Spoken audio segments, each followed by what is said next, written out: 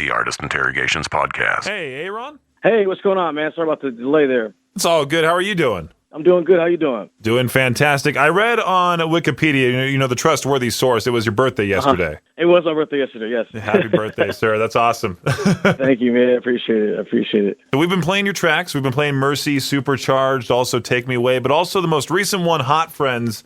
I was listening to the lyrics, and you first start off the song with this woman named Alicia. Now, my big question to you, is that song based off a real person? No, and not as far as I know. You know what I'm saying? I was just recording the song. I didn't write the song myself. Actually, that song was written by Paul Meany, who I worked with on as the producer and the songwriter on that. He just thought I was the best voice to fit the part. He just chose you, and you wrote the guitar part, or how did it all break down? He just reached out to me and said he had this really cool guitar song he wanted to record, and he just wanted me to hear, to see if my voice would fit for the part. And it just all came together kind of, magically, I guess you could say, that we were just happened to be able to get together and make that happen. It really was, honestly, really kind of random that it came all together. And did you pitch the big scream in the begining? Yeah. Well, those are kind of some things I threw in there just for my sake. But I just when we got in the studio, I thought to myself that I just kind of wanted to make it me, and so I listened to a lot of James Brown when I got into that role. That's how I see myself when I sing. It's like in a role. I was listening to James Brown in that role. And I thought, what would James do here? What would Prince do here? So whenever I go to towards the sexy vibe, I try to look at the Prince of the James Brown look. Well, I know you aim for the sexy vibe in the new song "Filthy." I got a sneak peek of it before I got the chance to talk to you today. And can you tell me more about that song too? Yeah, man. "Filthy" is just I think on the first record, I came out and I think people got an opportunity to get to know me from where I'm from and some of my background and my story. But now I get to fill in the gap from those beginnings to now, and that journey is probably a little more insightful as to who I am today. So I think "Filthy" is kind of just that breakout song. I was looking to write a rock track that could sit somewhere in the ether, somewhere in the realm of rock and pop and funk and soul and all those things. And, something that I felt really represented who I was as an individual. And then I saw something somewhere about something called the Complete Collection. The Complete Collection, yeah, that just came out. That's even news to me. I just saw that recently.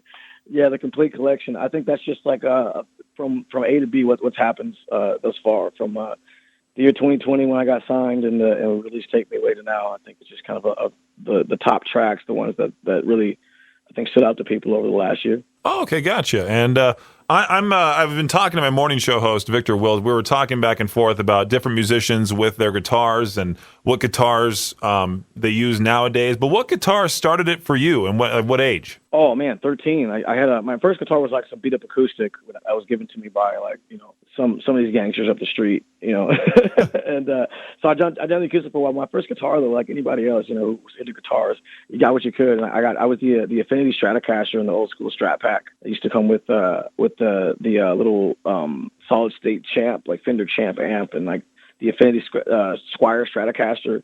That was my very first guitar ever. That's why I've always been in Strat since that day. Man, were you self-taught as well? Yeah, completely self-taught. I never got lessons. I just picked it up, and I always had a gift for being able to pick up notes and being able to repeat notes on the piano. But the guitar, I guess, just really spoke to me. And I learned how to play and taught myself how to do just listen to songs and play the notes and the chords back. Stevie Ray Vaughan, Jimi Hendrix, and all these different records. From Rage Against the Machine to Nevermind, just figure out what they're playing and play it back, and then that's kind of what sparked me wanting to write my own music too. So. And you progress down the line, of course, from that beat up acoustic to what you have now. Yeah. I over the years I came across a bunch of different guitars, and I've smashed some guitars. I've I've done a lot of different changeovers for many different reasons, and the journey actually from guitar to guitar is actually a really interesting one. Hopefully I get to tell that story at some point, but. The current guitar I have now is a one of a kind Stratocaster that I have my hands all over, and it's personal to me. Nobody else has a guitar like this in the world. Oh, that's awesome. Well, that's really cool. Yeah. And luckily enough, we get to see you perform right here in East Idaho here in about a month or so, I would say. That's right, man. I'm looking forward to it. And it's funny, too, because I saw your name on the banner, and they keep misspelling the first name. Now, a guy like myself as well with a different spelling first name, do you often get upset when you see something like that? No, because you're just mad all the time. You can't Right. angry all the time. No, it's all good, man. People just like are trying to figure out a weird thing. It's like if it's uncommon, it makes it harder, I think, for people to, especially if it's like an uncommon common name, like a derivative of Aaron, not Aaron, but Ayron with a Y. Like that's probably really difficult for the brain to wrap around a little bit. I don't get too mad. Did your parents name you that, or is that just like it's such a unique name? I had to ask that question. I didn't really know my mom very well, and I didn't really know my dad either, so I don't know the answer to that question as much. But my mom just named me Ayron because I don't know, man. I really couldn't tell you. She named me Ayron though. And I think, if I had to guess, it was probably because my dad's middle name was Aaron. And that was kind of like her way of like sneaking his name in there without it being me, For me, It was for mine originally. My parents told me this later down the line because their both names are Jeff and Karen. They were about to name me Jaron for being the combination of the two. So I was wondering if that was the case for you or something like that.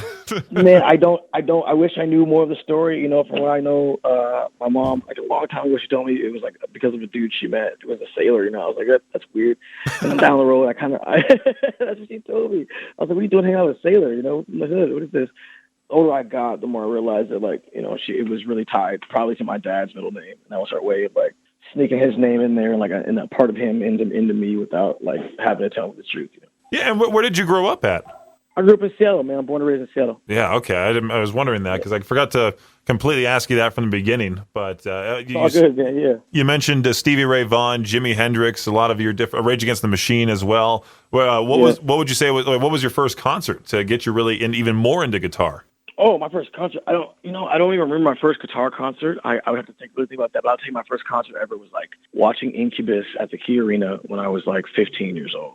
And Alien Ant Farm to open for him. So that was this is the post-grunge, late 90s, early 2000s era, Oh, that's so cool. Because I think mine was Hannah Montana or something really gross like that because I was sixth grade. That's funny. Yeah. So we can catch you here September 30th, and people can buy tickets at ayronjones.com?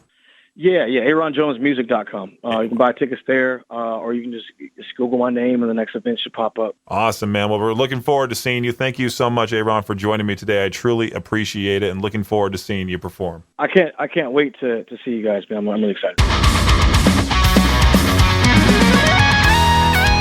The Artist Interrogations podcast is a production of Riverbend Media Group. For more information or to contact the show, visit riverbendmediagroup.com.